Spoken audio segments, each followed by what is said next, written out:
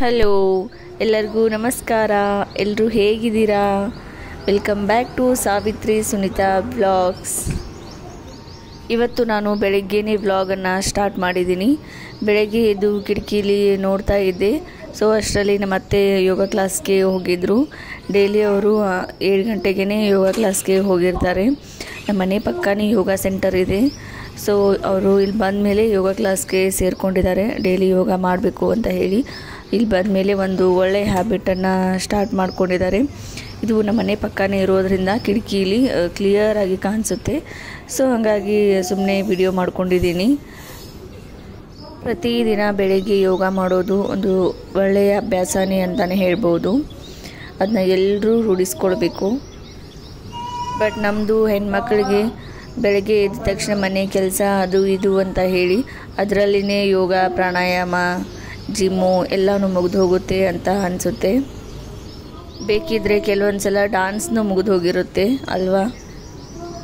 ನನ್ನ ಮಗ ಎದ್ಬಿಟ್ಟು ಆಳ್ತಾ ಇದ್ದಾನೆ. ಸೊ ಅದೇ ಸೌಂಡ್ ಕೇಳಿಸ್ತಾ ಇದೆ ನಿಮಗೆ. ಎದ್ದಿದ್ದಾನೆ ಆಲ್ರೆಡಿ ಇವಾಗ.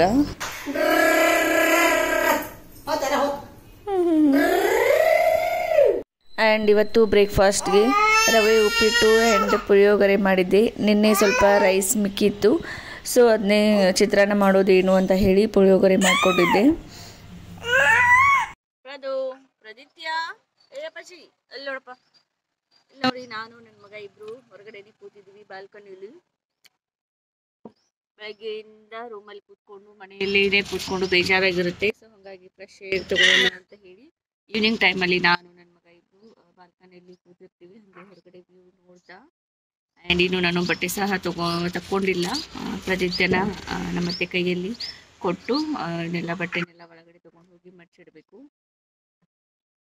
ಇವೆಲ್ಲ ಆರ್ಟಿಫಿಷಿಯಲ್ ಪ್ಲ್ಯಾಂಟ್ಸ್ಗಳು. ಇವನ್ನೆಲ್ಲ ಧೂಳಾಗಿತ್ತು. ಸೊ ಹಿಂಗಾಗಿ ಕ್ಲೀನ್ ಮಾಡ್ಕೊಳ್ಳೋಣ ಅಂತ ಹೇಳಿ ಹೊರಗಡೆ ತೆಗೆದಿದ್ದೀನಿ. ಎಲ್ಲನೂ ನೀಟಾಗಿ ಕ್ಲೀನ್ ಮಾಡಿಕೊಂಡು ವಾಶ್ ಮಾಡಿಕೊಂಡು ಡೈನಿಂಗ್ ಟೇಬಲ್ ಮೇಲೆ ಇಟ್ಟಿದ್ದೆ. ಆಮೇಲೆ ಇದು TV ಶೋಕೇಶ್ ಇದನ್ನು ಕ್ಲೀನ್ ಮಾಡಿಕೊಂಡು ಆಮೇಲೆ ಒಂದೊಂದಾಗಿ ಆರ್ಟಿಫಿಷಿಯಲ್ ಪ್ಲ್ಯಾಂಟ್ಸನ್ನು ಈ ಥರ ಸೆಟ್ ಮಾಡಿ ಇಟ್ಕೊಂಡಿದ್ದೀನಿ. ಇವೆಲ್ಲ ನನ್ನ ಮಗನ ಫ್ಲ್ಯಾಶ್ ಕಾರ್ಡ್ಸು. ಅವ್ನು ನೋಡೋದಕ್ಕಿಂತ ಬಾಯಲ್ಲಿ ಹಾಕ್ಕೊಳ್ಳೋದೇ ಜಾಸ್ತಿ. ಸೊ ಒಂದು ಸ್ವಲ್ಪ ನೋಡ್ತಾನೆ, ಆಮೇಲೆ ಬಾಯಲ್ಲಿ ಹಾಕೋತಾನೆ. ಅದಕ್ಕೆ ತೆಗೆದಂಗೆ ಇಟ್ಟಿದ್ದೀನಿ. ಆ್ಯಂಡ್ ಈ ಒಂದು ಪ್ಲೇಸಲ್ಲಿ ಫ್ಯಾಮಿಲಿ ಫೋಟೋ ಹಾಕಬೇಕು ಅಂತ ಪ್ಲ್ಯಾನ್ ಮಾಡ್ಕೊಂಡಿದ್ದೀವಿ. ಸೊ ಇನ್ನು ಫ್ಯಾಮಿಲಿ ಫೋಟೋ ರೆಡಿ ಆಗಿಲ್ಲ. ಸೊ ಅಲ್ಲಿ ತನಕ ಇದೊಂದು ಫೋಟೋ ಇತ್ತು, ಅವರ್ ಲವ್ ಸ್ಟೋರಿ ಅಂತ ಹೇಳಿ. ನಮ್ಮ ಮದುವೆ ಟೈಮಲ್ಲಿ ಒಂದು ಫ್ರೇಮ್ ಬಂದಿತ್ತು, ಅದನ್ನು ಹಾಕಿದ್ದೀನಿ.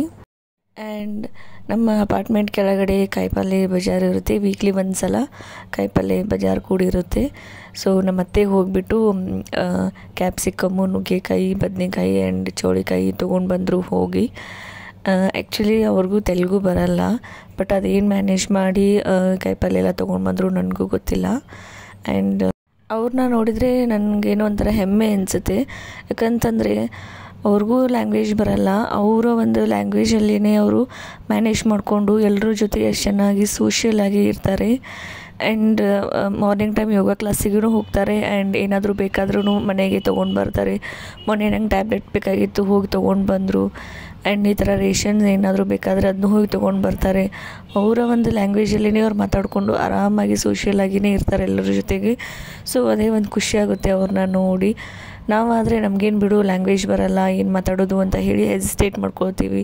ಬಟ್ ಅವ್ರು ಹಂಗಲ್ಲ. ಅವ್ರ ಲ್ಯಾಂಗ್ವೇಜಲ್ಲೇ ಅವರು ಒಂದು ಕನ್ನಡದಲ್ಲಿನೇ ಮಾತಾಡಿ ಒಂದು ಮ್ಯಾನೇಜ್ ಮಾಡಿಕೊಂಡು ಎಲ್ಲರ ಜೊತೆ ಆರಾಮಾಗಿ ಖುಷಿಯಾಗಿ ಇರ್ತಾರೆ. ಸೊ ಅದಕ್ಕಾಗಿ ಒಂಥರ ಹೆಮ್ಮೆ ಅನಿಸುತ್ತೆ ಅವ್ರನ್ನ ನೋಡಿದರೆ. ಆ್ಯಂಡ್ ಇಲ್ಲಿ ನನ್ನ ಮಗನಿಗೆ ನೇಲ್ಸ್ ಕಟ್ ಮಾಡ್ತಾಯಿದ್ದೀನಿ. ಕಾಡ್ತಾ ಇದ್ದಾನೆ. ಫುಲ್ ನೇಲ್ಸ್ ಉದ್ದ ಬಂದುಬಿಟ್ಟು ಮುಖ ಎಲ್ಲ ಚೂರ್ಕೋತಾ ಇದ್ದಾನೆ. ಹಲೋ, ನಾನು ಪ್ರದಿತ್ಯ ಎಲ್ಲಿ ಬಂದಿದ್ದೀವಿ ನೋಡಿ, ಟೆರೆಸ್ ಮೇಲೆ ಬಂದಿದ್ದೀವಿ ಇಬ್ಬರು. ಆ್ಯಕ್ಚುಲಿ ಹೈದರಾಬಾದ್ಗೆ ಬಂದಾಗಿಂದ ಪ್ರದಿತ್ಯನ ಹೊರಗಡೆನೇ ಕರ್ಕೊಂಡ್ಬಂದಿಲ್ಲ. ಜಸ್ಟ್ ಒಂದು ಸಲ ಏನೋ ಹೊರಗಡೆ ಕರ್ಕೊಂಡು ಹೋಗಿದ್ವಿ ಅಷ್ಟೇ. ವಾಪಸ್ ಹೊರಗಡೆನೂ ಕರ್ಕೊಂಡು ಹೋಗಿಲ್ಲ. ಸೊ ಅದ್ರ ಸಲುವಾಗಿ ಇಲ್ಲಿ ಸುಮ್ಮನೆ ಗಾಳಿಗೆ ಅಂತ ಹೇಳಿ ಅವನನ್ನು ಟೆರೆಸ್ ಮೇಲೆ ಕರ್ಕೊಂಡ್ಬಂದಿದ್ದೀನಿ.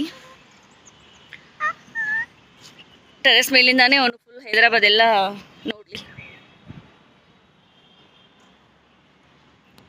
ನಿಮಗೂ ಹೈದರಾಬಾದ್ ತೋರಿಸ್ತೀನಿ ನೋಡಿ.